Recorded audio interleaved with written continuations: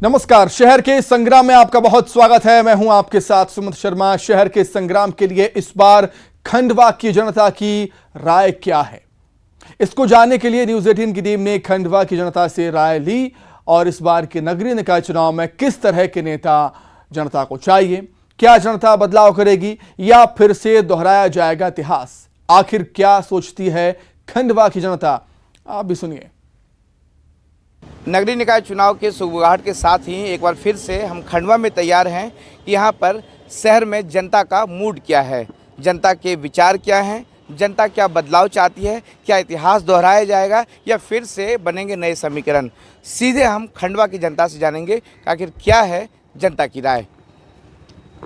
ये बताएं कि चुनाव होने हैं, फिर से एक बार तैयारियाँ हो रही है, क्या इरादे क्या हैं, क्या किस तरह के नेता चुनेंगे? चुनावों की तैयारियां तो प्रक्रिया में हैं अभी, और हम ऐसा मानते हैं कि इस बार के चुनाव में जनता की जागरूकता जो दिन ब दिन हिंदुस्तान में ही बढ़ रही है, मध्य प्रदेश में नहीं, स्थानीय निकायों के जो चुनाव में है, इस बार वो ऐसे जनप्रतिनिधियों को चुनेंगे जो शायद कुछ उनके शहरों को दे सकें। क्योंकि पिछली बारों का ये अनुभव रहा है कि इस मामले में जो सरकार के नियम है, सरकार की पॉलिसीज़ हैं, उससे नगरीय निकायों में व्यवस्थाएँ सुधरी है। और ये छोटी जगह जो होती हैं, जो नगर पंचायत और खंडवा शहर जैसे छोटे स्थान, यहाँ पर हर आदमी जो कैंडिडेट रहेगा इसके बारे में गहराई से यहाँ का मतदाता जानता है। तो ऐसा भी लगता है कि सही व्यक्ति का ही चुनाव जनता करेगी। और लगता है चाहे कोई भी राजनीतिक दल हो, अगर वो सही आदमी को टिकट नहीं देगा, सही प्रत्याशी को खड़ा नहीं करेगा, तो उसको हार का सामना भी करना पड़ेगा। जनता में जागरूकता आ चुकी है, नियम कायदे ये सब जनता जानने लगी है और अब ऐसा लगता है कि जनप्रतिनिधियों को जनता के लिए काम करना पड़ेगा। इस बार जनता का मूड क्या है, किस तरह के नेता चुनाव करेंगे? जनता का मूड तो विकास की ओर है और विकास के आधार पर ही चुनाव होना चाहिए, क्योंकि हमारा शहर बहुत बरसों से पिछड़ा हुआ है। कई ऐसी जटिल समस्याएं हैं जिनका आज तक निराकरण नहीं हो पाया है। बाकी अब की बार का जो चुनाव होगा बिल्कुल विकास के मुद्दे पे होगा और विकास के मुद्दे पर ही होना चाहिए, क्योंकि जनता विकास चाहती है। अब लोग लुभावने वादों के अंदर जनता विश्वास नहीं करती है। बहुत टाइम हो गया, शहर का विकास होना बाकी रह गया है। बहुत कुछ विकास हुआ है, बाकी जो मूल जटिल समस्याएं थी उनका विकास होना बाकी है और वह मुद्दे इस चुनाव में जो है संपूर्ण रूप से जनता के मध्य आएंगे और जनता उसको विचार कर ही अपना वोट प्रदान करेगी। ऐसे भारतीय जनता पार्टी के प्रत्याशियों ने पहले भी बहुत विकास करा, बाकी कुछ जटिल समस्याएं रह गई जो कानूनी पेच के अंदर उलझी हुई थी। उन कानूनी पेचों को दूर कर उन समस्याओं का हल करना चाहिए। प्रमुख समस्या हमारा ट्रांसपोर्ट नगर, रिंग रोड, ऐसी ये जो जटिल समस्या है जिससे आए दिन जो है दुर्घटनाएं होती है, मृत्यु होती है, ये समस्याओं को ध्यान कर ही प्रत्याशी उतारना चाहिए और जनता के बीच का प्रत्याशी उतारना चाहिए जिसको जनता जानती हो, जनता की कामों को जानता हो कि जनता की किस प्रकार से विकास किया जा सकता है। ज़मीन से जुड़े हुए कार्यकर्ताओं को जो है अब की बार पार्टी ने टिकट देना चाहिए, तो भारी सफलता मिलेगी। विकास की बात की जा रही है, किस तरह का चुनाव करेंगे नेता? व्यक्ति ऐसा खड़ा होना चाहिए जो हर मध्यम वर्ग और सभी वर्ग का ध्यान रखते हुए उसके प्रति वो काम करे, हो चाहे कोई सी भी पार्टी का हो, जिस भी पार्टी का हो, बाकी जनता के काम का ध्यान रखते हुए, विकास रखते हुए। क्योंकि ये 2 साल से कोरोना काल में बहुत से विकास ऐसे रुके हुए हैं जो हुए ही नहीं, और जो भी जीते वो इतनी फुर्ती से काम चालू करना चाहिए कि भले ही वो थोड़ा समय जल्दी करते हुए सारे विकास देखते हुए, जैसे अभी सब जगहों की हर मोहल्ले की नर्मदा पाइपलाइन डली, उसमें पूरी सड़कें उखड़ी हुई है जो पूर्णतः रूप से ख़राब हो चुकी है, गड्ढे हो गए, आए दिन दुर्घटनाएं होती रहती है। पानी की जैसे हर बार समस्या होती है, पानी की समस्या का सबका निराकरण होते हुए वो ऐसी शपथ ले ताकि मैं पूर्णतः रूप से सिर्फ अपने जनता के प्रति ही काम करूं। उस हिसाब का व्यक्ति खड़ा हो तो उससे जनता को भी बहुत खुशी होगी और उसको आदमी व्यक्ति जिताना भी पसंद करेगा। दादा ये बताएं, काफ़ी अनुभव है आपको, तो बहुत बार वोट किया होगा आपने, कैसा नेता कैसा होना चाहिए? नेता ऐसा हो जो अपने घर भरने के अलावा शहर में कुछ ऐसी क्रांति लाए। जो इतनी बड़ी समस्या है जल की, वो समस्या को तो हल करना चाहिए।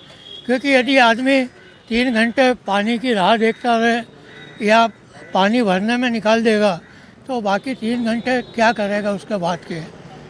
तो ये मूल समस्या है जिसके ऊपर विशेष रूप से ध्यान देना चाहिए। अब दूसरी चीज़ आती है अतिक्रमण की। अतिक्रमण आप कहीं से भी चलो सब दूर आपको मिलेगा। अब वो नगर पालिका हटा पाती है, हटा देते हैं और 10 मिनट बाद फिर वापस वहीं आ जाते हैं। तो ये क्या चीज़ है? यानी इसमें आप नगर पालिका का भी पैसा खर्च जाता है और कोई काम होता नहीं। तो काम करने का मुद्दा लेके चले, समस्या भले 4 लें, लेकिन उन 4 समस्या को पूरी तरह से हल करें। यदि आप 50 समस्या लोगे, मेरे को तो नहीं लगता कि वो 50 समस्याओं का हल हो पाएगा। तो गिनती की 4 समस्या लें और इसको मूलभूत रूप से उखाड़ें। और दूसरा जो अभी हमारे काले जी जो पार्षद महोदय हैं, उन्होंने बताया कि ज़मीन से जुड़ा हुआ कार्यकर्ता चाहिए, बहुत ज़रूरी है। आज मेरे को इतने साल हो गए, मैं कट्टर कांग्रेसी हूँ, इसमें कोई दो मत नहीं, और खुला बोल रहा हूँ। मैं अंकल की बात से बिल्कुल सहमत हूँ। कैसा नेता कैसा होना चाहिए? क्या विकास की बातें की जा रही है? विकास के लिए तो ऐसा नेता होना चाहिए जो जनता के बीच में हमेशा रहे और उसको ढूंढना ना पड़े। ये क्योंकि क्या होता है कि कई बार महापौर या पार्षद को ढूंढना पड़ता है, कहीं फ़ोन लगाना पड़ता है। जीतने के पहले तो सब आ जाते हैं, मगर जीतने के बाद एक नज़र नहीं आता है। यही घंटाघर क्षेत्र के हमारे सोमनाथ भैया हैं, हमारे बंडू भैया, आधी रात को फ़ोन करते किसी भी काम के लिए, तुरंत हाजिर हो जाते हैं। और ऐसे लोग ही होना चाहिए, बिल्कुल वाजिब है। शहर के हित के लिए और विकास के लिए बंडू भाई जैसे नेता होना चाहिए। बाकायदा हर कार्य के लिए आगे आ जाते हैं, चाहे गरीब का हो चाहे किसी भी व्यक्ति का हो। जब भी फ़ोन लगाओ हाजिर रहते हैं। बाकी मैंने कई मरतबे इतने पार्षदों को फ़ोन लगाया कहीं भी काम के लिए, मगर कोई हाजिर नहीं होता। बस वोट के टाइम आ जाते हैं, सुबह उनको फ़ोन लगाओ, हाँ आते हैं, देखते हैं, करते हैं। बाकी नेता तो ऐसा होना चाहिए, चाहे महापौर हो चाहे पार्षद हो, जनता के बीच में हमेशा रहे। वैसे आदमी की यही ज़रूरत है। खंडवा विकास जब ही होगा। ये बताएं कि विकास की बात की जा रही है, क्या विकास की ज़रूरत है खंडवा को? बहुत ज़्यादा ज़रूरत है, क्योंकि जो भी ये विकास हुआ है अभी तक समझ लो रुपए में 10 पैसे हुए हैं। जो रोड नहीं बनना चाहिए वो बन जाते हैं, जो बनना है वो नहीं बन पाते हैं। सिर्फ कमीशन बेस का खेल रहता है, क्या रहता हैगा ये तो पार्षद और यही बता पाएंगे। लेकिन जो बनना चाहिए, जैसे अभी सड़कें उखड़ी हुई है नर्मदा जल के लेकर, वो उनको भरते नहीं बराबर और पैसा सब पास हो जाता है उनका, उसको भी बराबर प्लेन करा जाए, नहीं तो उससे दुर्घटनाएं बढ़ती रहती है। और जनता द्वारा चुना जाना चाहिए महापौर भी, क्योंकि जनता अगर चुनेगी तो सही आदमी चुनेगी। पार्षद और इनके द्वारा चुना जाता तो फिर वो घोलमेल हो जाता है कि भाई जिसके ज़्यादा है उसका में खरीदी बिक्री चालू हो जाती है और जनता के लायक नहीं रहता। कि विकास की बात की जा रही है, क्या विकास की ज़रूरत है खंडवा को? खंडवा में काफ़ी विकास हुआ है। 45 के टेम्परेचर में बस स्टैंड पे जाओ आप, पूरा विकास दिखेगा। और ज़्यादा विकास देखना है तो गली में घुसिए, हर गली खुद ही पड़ी है। इतना विकास हुआ है कि बेरोजगारी ठेले पे खड़े हैं सब, रोजगार ही नहीं है। नेता उन अब ठेले पे आ गए। ये विकास है हिंदुस्तान का विकास। और मैं ये चाहूँगा कि लोकतंत्र में हर आदमी को अपने बोलने का मौलिक अधिकार दिया है और उसके तहत ही जनता को वोट डालने का अधिकार है। अगर उसको अपना अधिकार दिया है तो उसको चुनने का भी अधिकार है महापौर का। अगर जिस प्रकार से अभी मध्य प्रदेश की विधायक खरीदी बिक्री हुई है तो कांग्रेसी अभी बैठ गए हैं, कई नेता बन गए हैं। तो जो ओरिजिनल नेता बच्चे जो तैयार होना चाहिए, महाराष्ट्र में जाइए 19 साल का विधायक है, वो ऐसी पीस देता है, यहाँ का कई नेता लगता ही नहीं। तो ऐसा विकास देखना तो मॉडल बन के जरा मुंबई का सबको, मध्य प्रदेश के जितने विधायक हैं उनको ले जाके दिखाना चाहिए कि कैसा विकास है। वो यही मेरी इच्छा है कि भाई अगर चुनाव होगा तो उसमें महापौर का जो चुनाव होता है तो वो जनता को चुनने का अधिकार देना चाहिए। आप बताएं, वे विकास की बात कर रहे हैं तो विकास तो खंडवे के अंदर हर बीजेपी ने हर चीज़ का विकास करा। देखो पहले तो रोड बना है, पहले यहाँ पे लाइटें नहीं जाती थी, पहले लाइटें भी आ चुकी है। आजकल पहले लाइट जैसी नहीं जाती, नहीं तो 24 घंटे लाइट 3 घंटे मिलती, लाइट ही नहीं जाती थी, यानी लाइट ही नहीं रहती थी। उसके बाद हर मोहल्ले में हर शहर में रोड अच्छे बने हुए, मगर गड्ढे हैं, गड्ढे होते हैं। क्या है, एक जरा सी गट्टी के बदले बड़ा गड्ढा हो जाता है, उसको ध्यान नहीं दे पाते हैं। और मैं विकास की ये बात कर रहा हूँ कि यहाँ पे किसी प्रकार का कोई भी उद्योग नहीं है। यहाँ पे जैसे मैं एक गरीब इंसान हूँ, ठेला लगाता हूँ छोटा सा, मेरा मतलब है यहाँ से हटने के बाद मैं चाहता हूँ कहीं नौकरी करूँ, तो कैसे करूँ, कहाँ पे करूँ, कैसा विकास, कोई कारखाना हो, कोई जिनिंग फैक्ट्री हो, मेरा मतलब है कुछ ऐसा चाहिए जो आम इंसान, यहाँ का मजदूर व्यक्ति, अच्छा भी हो, बुरा भी हो, बड़ी उम्र का भी हो, छोटी उम्र का भी, तो वह कुछ काम कर सके, मेरा मतलब ये। बाकी यहाँ की जो बीजेपी है उनने बहुत अच्छा सहयोग करा, खंडवे के अंदर बहुत सुंदरता बनी है, मगर हर प्रकार की प्रॉब्लम सॉल्व भी करी है। मर गए, थोड़ी पानी की समस्या तो हर जगह होती है गर्मी में, अब वो पाइपलाइन ही प्लास्टिक की फूट जाती है तो वो भी क्या करेंगे भाई, सुधरेगी जब भी आएगी। मेरा मतलब ये है कि यहाँ पे ऐसा कोई कारखाना लाइए या कोई उद्योग लाइए, या महापौर बीजेपी का हो या कांग्रेस का हो या विधायक हो कांग्रेस का या बीजेपी का, मुझे इससे कोई नाराज़गी नहीं है, मगर यहाँ पे ऐसा उद्योग चाहिए जो हर व्यक्ति, बच्चा भी जो आज 15 साल का बच्चा बेरोजगार घूम रहा है, उसके माँ बाप पढ़ाने की इच्छा पे नहीं है, हालत ख़राब है, अरे शिवराज मामा तो दे रहे हैं पैसे उनको कि चलो पढ़ा लेंगे, मगर घर के खाने की भोजन मोदी दे रहा है, मगर वो भी सही है, मगर आर्थिक स्थिति कमज़ोर है, क्योंकि 200 रुपये किलो सोयाबीन का तेल है, वो मजदूर व्यक्ति 200 रुपये किलो का तेल कहाँ से लाएगा, या 60 रुपये किलो का आम नहीं खा सकता, वो 100 रुपये किलो का आम नहीं खा सकता। इसलिए कहीं यहाँ पे एक ऐसा विकास कराइए या ऐसा विकास बनाइए जो आम व्यक्ति मजदूरी करके उसमें यहाँ पे अपना पालन पोषण कर सके। ठीक है, धन्यवाद। ये थे खंडवा की जनता की राय, जिन्होंने कहा कि विकास होना चाहिए, शहर का विकास अभी बहुत ज़रूरत है, शहर को बिजली, सड़क जैसे काफ़ी मुद्दे हैं जहां शहर को विकास की बहुत ज़रूरत है। उसी के आधार पर जनता चुनाव करे सही नेता का, तभी शहर का भला हो सकता है। अगले मुद्दे में हम अगले शहर की चर्चा जानेंगे कि वहाँ के शहर की जनता की क्या राय है। हरेंद्र ठाकुर, न्यूज़ 18 खंडवा। प्रदेश में निकाय पंचायत चुनाव की तारीखों का ऐलान भले ही नहीं हुआ है, लेकिन जनता और नेताओं की नेतागिरी सिखाने वाली क्लास प्रदेश में शुरू हो चुकी है, और वो भी बिल्कुल फ्री में। देखिए, रतलाम में राजनीति की एक क्लास कराई जा रही है, जिसमें नेताओं को और परिपक्व बनाने और भविष्य के लिए नए नेताओं को ट्रेनिंग दी जा रही है। इस क्लास को वो लोग ज्वाइन कर सकते हैं जो भविष्य में नेतागिरी करना चाहते हैं। क्लास के लिए कोई फीस नहीं लगेगी, यानी नेताओं को ट्रेनिंग बिल्कुल मुफ्त में मिलेगी। इस क्लास का मुख्य उद्देश्य जनप्रतिनिधियों को जानकार बनाना है और भविष्य के लिए जमीनी लीडर तैयार करना है, जिन्हें कोई गुमराह न कर सके, जिनकी सिफारिशों पर जनता के लिए योजनाएं बन सकें और जो पूरी तरह से हर मामले में एक्सपर्ट हो। इस कोर्स की आवश्यकता रतलाम में इसलिए पड़ी क्योंकि यहाँ जनप्रतिनिधियों की उदासीनता का खामियाजा जनता को उठाना पड़ रहा है।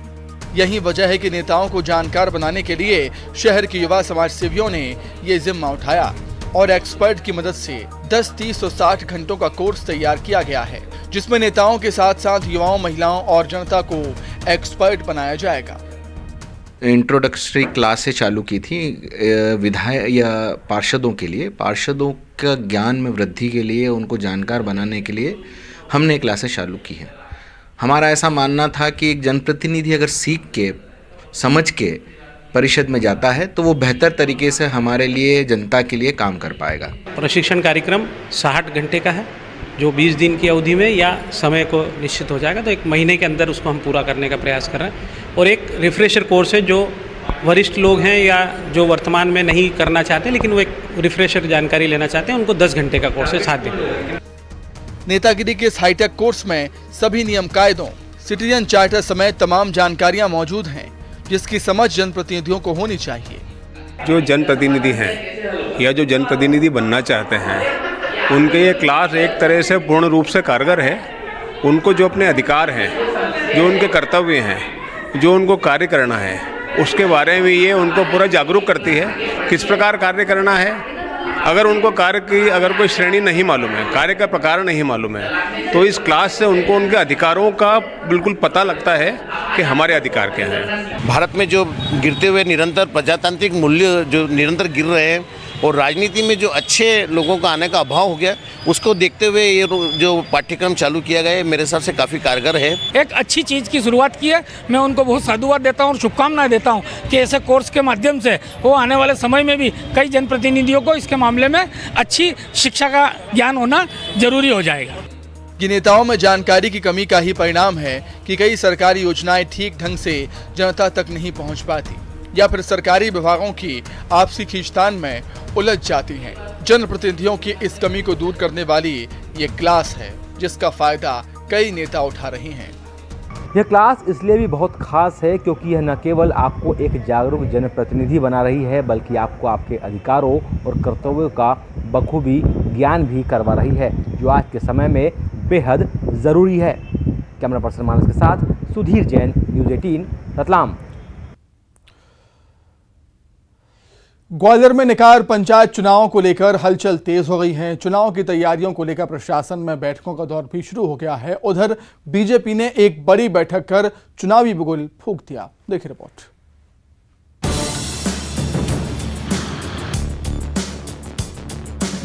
ग्वालियर में निकाय चुनाव को लेकर प्रशासन पूरी तरह तैयार है। अधिकारियों ने बैठक कर जिले के 7 नगरीय निकायों की मतदाता सूची और संवेदनशील मतदान केंद्रों की स्थितियों पर मंथन किया। वहीं हैदराबाद में ईवीएम की टेस्टिंग की जा रही है। ग्वालियर जिले में 1 नगर निगम, 1 नगर पालिका और 5 नगर पंचायतों के लिए चुनाव होंगे। ग्वालियर नगर निगम में 10,68,267 मतदाता मेयर और 66 पार्षदों का चुनाव करेंगे। वहीं डबरा नगर पालिका में 1,06,687 मतदाता 33 पार्षदों का चुनाव करेंगे। नगर पंचायत आंतरी में कुल मतदाता 8,108, जो 15 वार्डों के लिए अपने प्रतिनिधि चुनेंगे। भितरवार नगर पंचायत में 15,334 मतदाता 15 पार्षदों का चुनाव करेंगे। वहीं नगर पंचायत बिलौआ में 1,719 मतदाता अपने प्रतिनिधि का चुनाव करेंगे। नगर पंचायत पिछौर में 15 वार्ड के लिए चुनाव होगा। नगर पंचायत मोहना में 14,188 मतदाता पार्षद का चुनाव करेंगे। उधर बीजेपी ने भी चुनावी तैयारियां शुरू कर दी हैं। ग्वालियर में मंगलवार को प्रभारी मंत्री तुलसीराम सिलावट ने एक अहम बैठक ली। नगरीय निकाय और पंचायत चुनाव को लेकर बैठक में संगठन और जिलों के जनप्रतिनिधियों के साथ 1-to-1 चर्चा की। बैठक में ऊर्जा मंत्री प्रद्युमन सिंह तोमर, इमरती देवी सहित संगठन के नेता और कार्यकर्ता शामिल हुए। इस दौरान तुलसीराम सिलावट ने कहा कि पूरे ग्वालियर जिले के नगरीय और पंचायत चुनाव में बीजेपी पूरे दम और समन्वय के साथ चुनाव लड़ेगी। सिलावट ने कहा कि बीजेपी चुनाव में 27% टिकट ओबीसी वर्ग को देगी, तो वहीं दलित वोटर को पार्टी के पक्ष में लाने के लिए इमरती देवी को डबरा सहित 3 निकायों की जिम्मेदारी सौंपी गई है। मध्य प्रदेश के सम्माननीय मुख्यमंत्री जी ने उस प्रजातंत्र की विधानसभा में कहा था, बिना मैं ओबीसी के चुनाव नहीं होने दूंगा। पंच का चुनाव भी होगा तो ओबीसी के साथ होगा, पंचायत का चुनाव होगा तो ओबीसी के साथ होगा, जनपद का चुनाव होगा तो ओबीसी के साथ होगा, जिला पंचायत का चुनाव होगा तो ओबीसी के साथ होगा, और नगर निगम नगर पालिका चुनाव ओबीसी के साथ होगा। ये सबको पता है, आपको भी पता है। और आज फिर भारतीय जनता पार्टी का संकल्प है।